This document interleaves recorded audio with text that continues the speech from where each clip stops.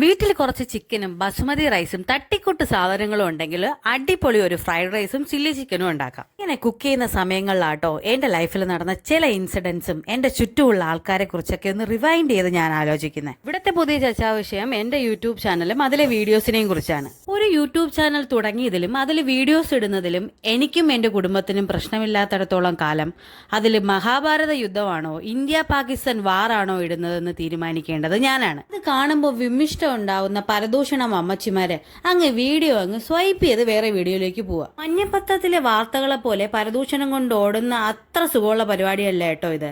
ഒരു വീഡിയോ എടുത്ത് അത് എഡിറ്റ് ചെയ്ത് വോയിസ് ഓവർ ചെയ്തൊക്കെ ഇടുന്നതേ കുറച്ച് ക്രിയേറ്റീവ് ആയിരിക്കണം.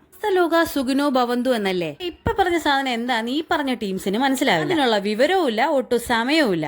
മറ്റുള്ളവന്റെ ജീവിതത്തിൽ എന്ത് നടക്കുന്നു, അവരെന്ത് ചെയ്യുന്നു എന്നറിയുന്നതിലാ ഇവർക്ക് ഇൻട്രസ്റ്റ്. സൈബർ അറ്റാക്ക് ചെയ്യുന്ന ഓൺലൈൻ അമ്മാവന്മാരുടെയും ഓൺലൈൻ ചേട്ടന്മാരുടെയും ഒക്കെ പഴക്കം ചെന്ന വേർഷനാണോ ഞാനിപ്പോ പറഞ്ഞ ടീംസ്. വംശനാശം സംഭവിക്കുന്ന ജീവികളാണെങ്കിലും തീർച്ചയായിട്ടും നിങ്ങളെ കുടുംബത്തിനും ചുറ്റുപാടിലും ഇങ്ങനെയുള്ള ആൾക്കാർ കാണുമല്ലേ. മനസ്സിലാവേണ്ടവർക്കൊക്കെ മനസ്സിലായെന്ന് വിചാരിക്കുന്നു. ഞാൻ പോയി നല്ല ഫ്രൈഡ് റൈസും ചില്ലി ചിക്കനുമായിട്ട് കഴിക്കട്ടെ.